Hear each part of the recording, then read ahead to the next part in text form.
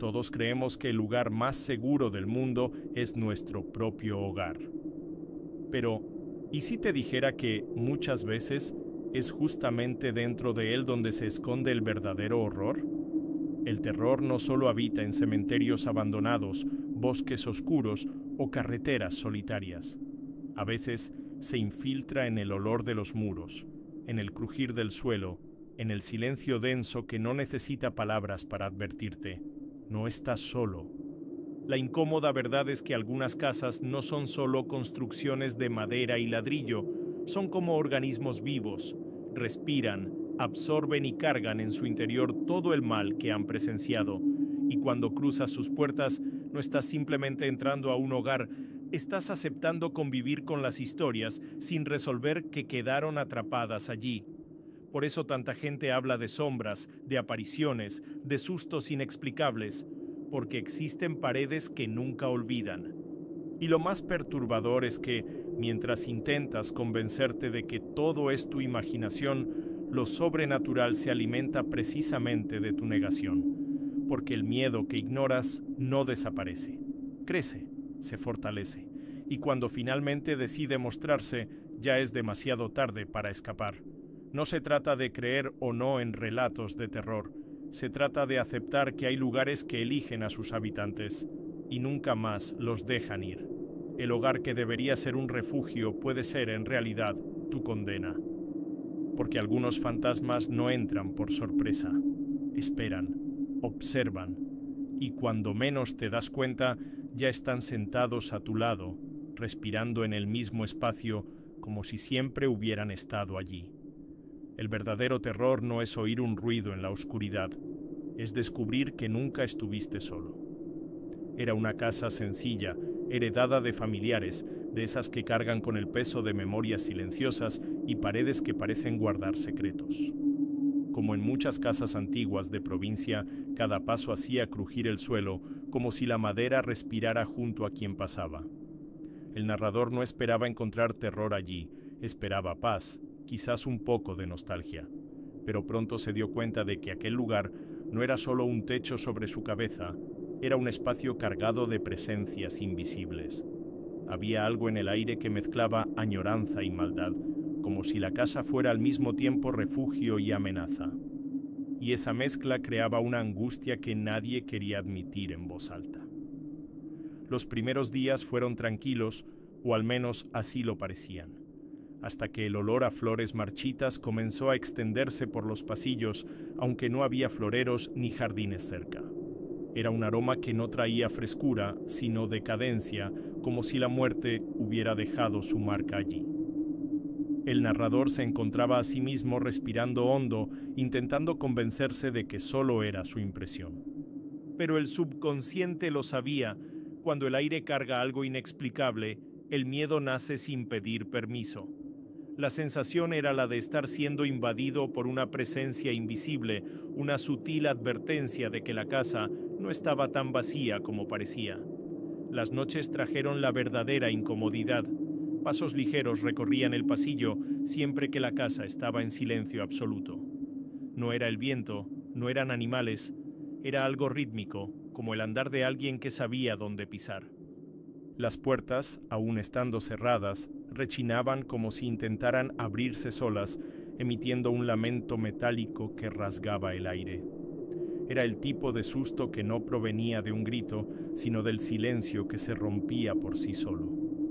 El narrador se sentía observado en cada rincón, y la aparición parecía reírse de su incredulidad. En el fondo cualquiera podría identificarse con eso.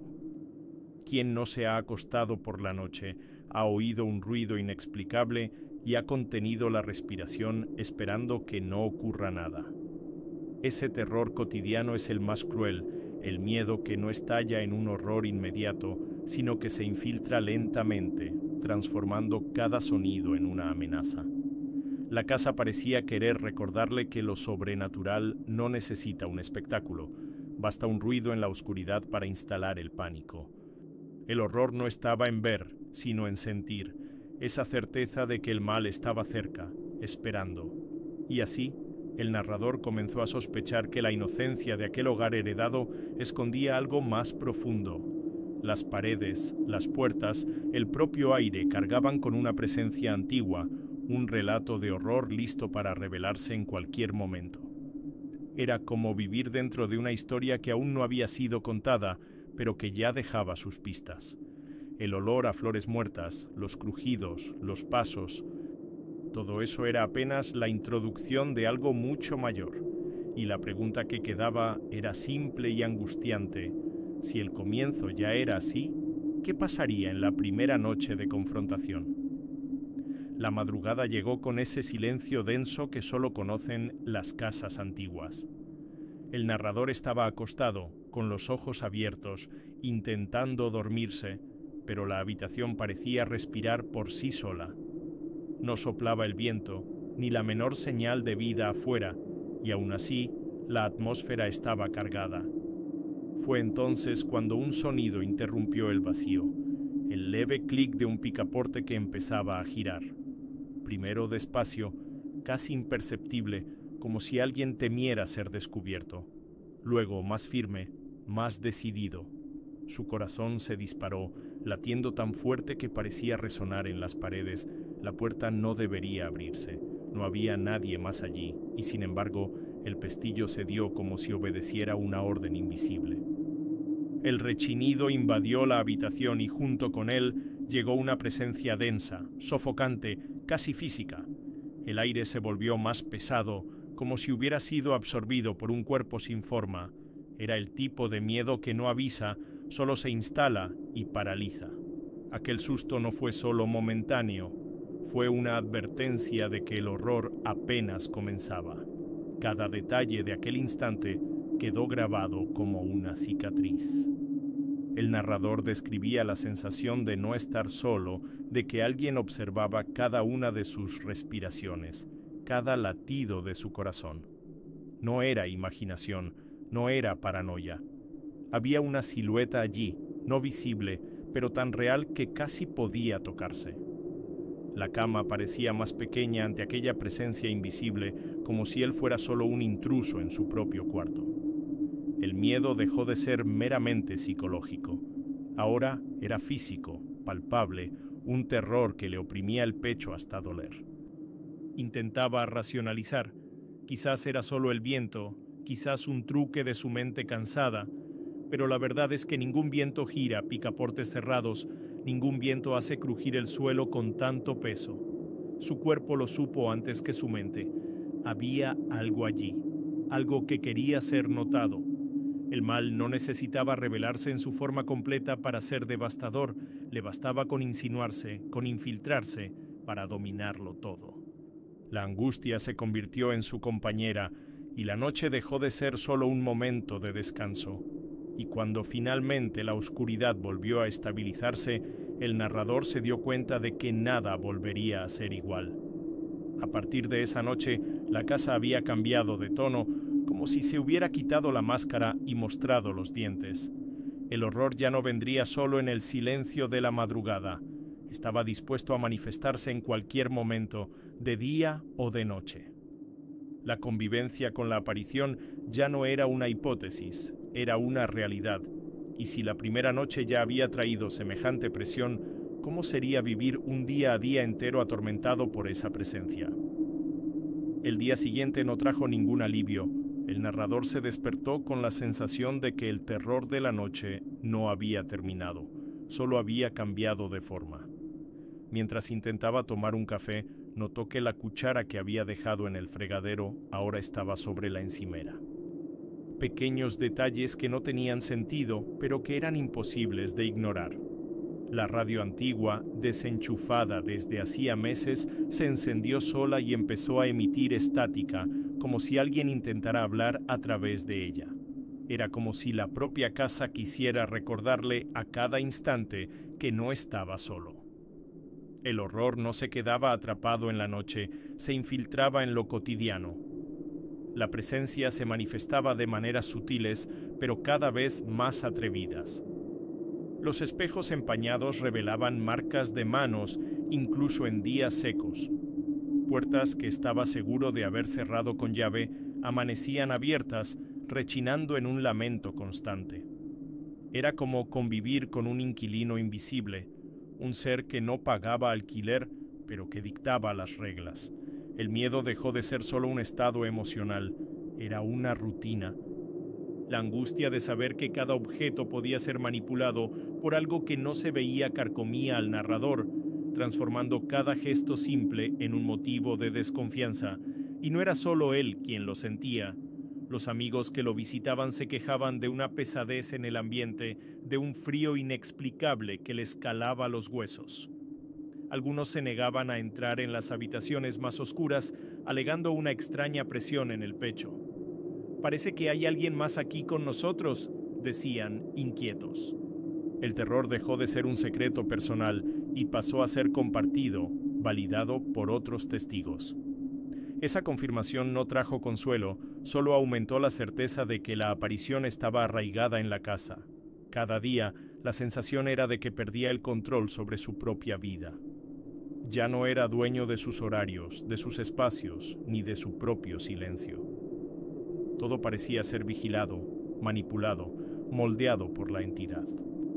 El mal se expresaba sin necesidad de hablar, solo mostrándose en los detalles que rompían la lógica de la rutina.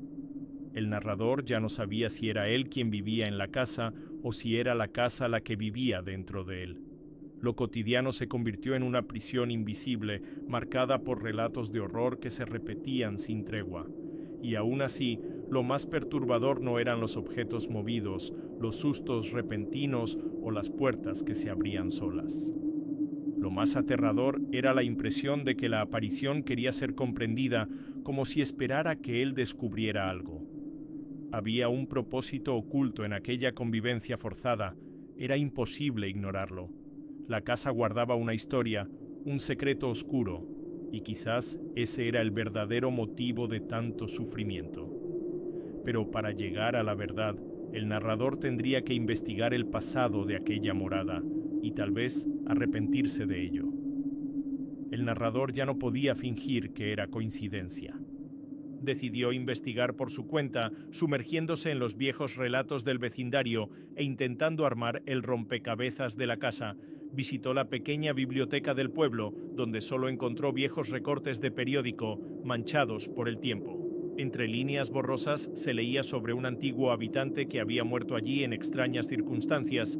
Oficialmente lo llamaban accidente, pero entre líneas el rumor era de suicidio. Un horror mal resuelto, impregnado en las paredes, como si la tragedia se hubiera negado a marcharse. Las conversaciones con los vecinos no fueron mucho mejores. Todos evitaban alargar el tema, desviaban la mirada, cambiaban de conversación. Pero siempre soltaban una frase corta, casi como una advertencia. Esa casa nunca estuvo sola. El narrador sentía la angustia crecer en su pecho. No era solo paranoia. Había testigos silenciosos, había una memoria colectiva que confirmaba el peso que él sentía a diario. Lo sobrenatural dejaba de ser una hipótesis para convertirse en una presencia real, validada por quienes conocían bien la historia del lugar. Cada detalle descubierto parecía profundizar aún más el terror. El antiguo habitante, según los rumores, había sido encontrado en una de las habitaciones, rodeado de símbolos garabateados en las paredes como si intentara alejar algo. Pero nadie supo nunca con certeza si intentaba protegerse o si intentaba aprisionar a la entidad que ya estaba allí. El horror no estaba solo en el acto de la muerte, sino en el silencio de la comunidad, en el miedo a hablar, como si dar voz a aquella historia fuera a despertar de nuevo al mal. El narrador sentía que cavaba un pozo sin fondo. Las noches, después de estos descubrimientos, se volvieron aún más pesadas. Ahora, cada crujido de la casa parecía un recordatorio de la antigua tragedia. Cada sombra por el rabillo del ojo parecía cargar con la silueta de aquel que se había ido de forma tan brutal. El narrador no podía alejar la sensación de que, al investigar, había abierto una puerta que debía permanecer cerrada.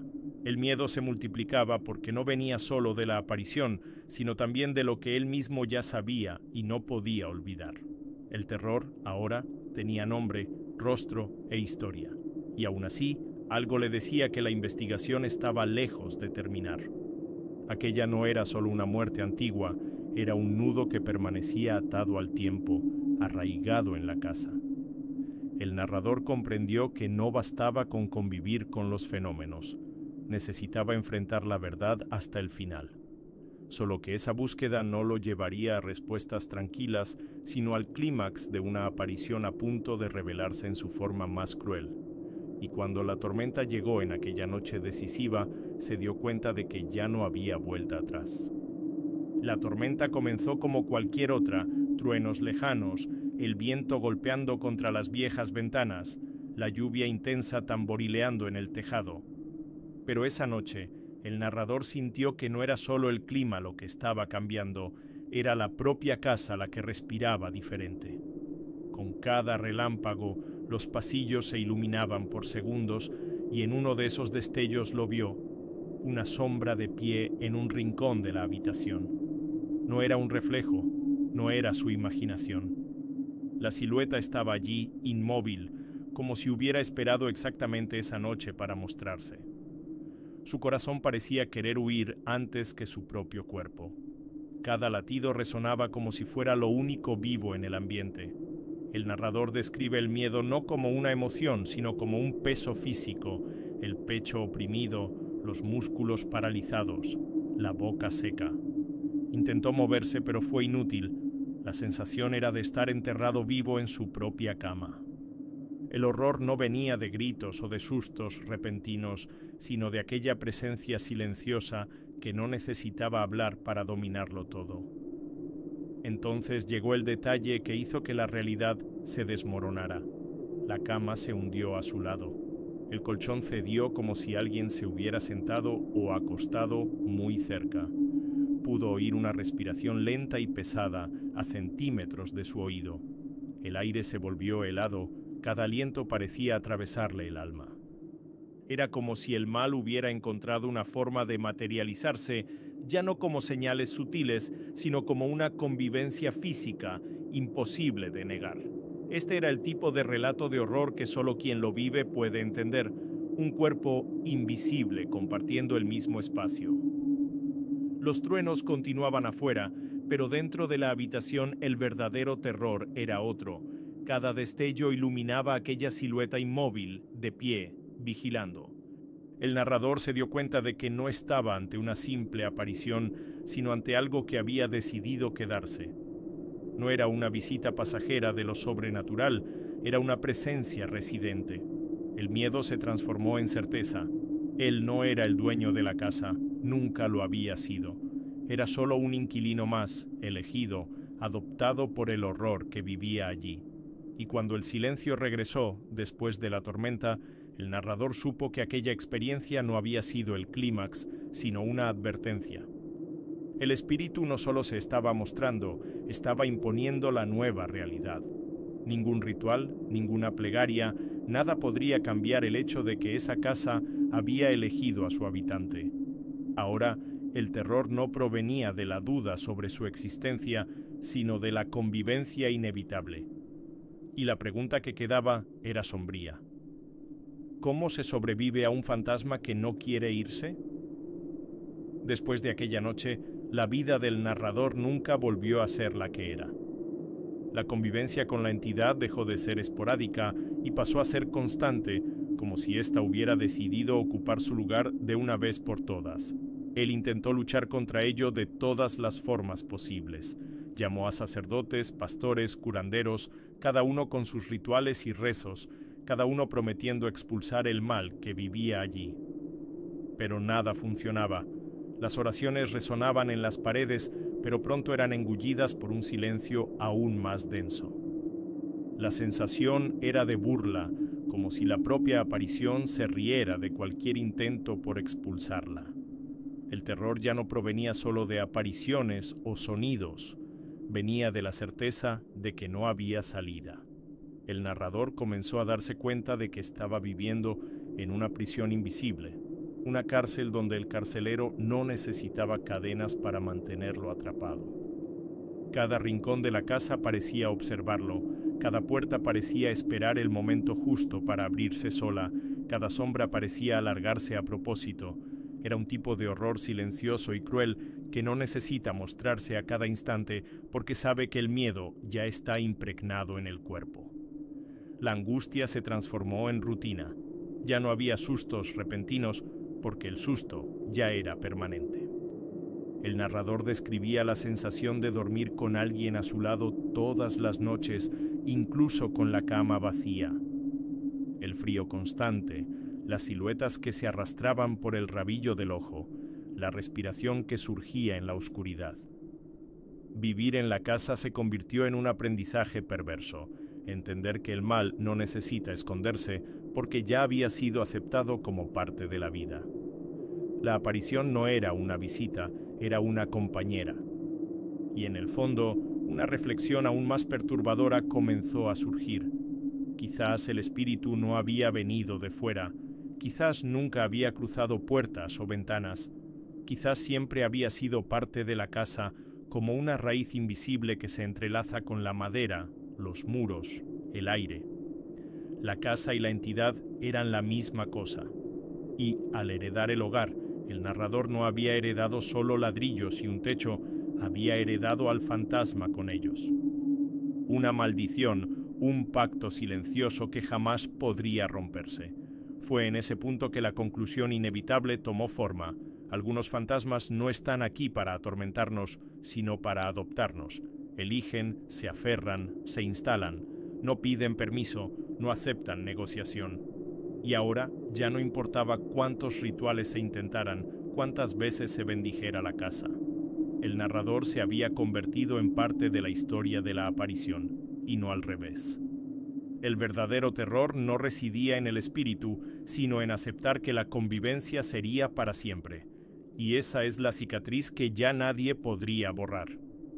Y ahora, dime, ¿de verdad crees que tu casa está vacía? ¿Cuántos ruidos has justificado diciendo que eran el viento? ¿Cuántas sombras has fingido no ver para no volverte loco? La verdad que quizás no quieres admitir es que algunas presencias no necesitan pedir permiso para vivir contigo. Ya están ahí. Quiero que seas honesto. ¿Cuál fue el momento más aterrador que has vivido dentro de tu propio hogar? ¿Fue un susto rápido, una sombra inesperada, una aparición que te persiguió en la madrugada? Escríbelo en los comentarios, pero prepárate, porque cuando compartes tu historia, no solo la leemos nosotros, ellos también te escuchan. ¿Tienes el valor de abrir esa herida? ¿O te quedarás en silencio, dejando que el miedo te carcoma por dentro? Es fácil ver historias de terror y pensar que son solo relatos de otras personas, pero la pregunta que queda es, ¿cuándo será tu turno de contar la tuya? Así que, si llegaste hasta aquí, demuestra que no tienes miedo. Comenta, comparte tu experiencia y enfréntate a lo que te atormenta. Y no lo olvides, suscríbete al canal y activa las notificaciones. Porque el próximo video podría ser aún más perturbador que este y no querrás verlo solo.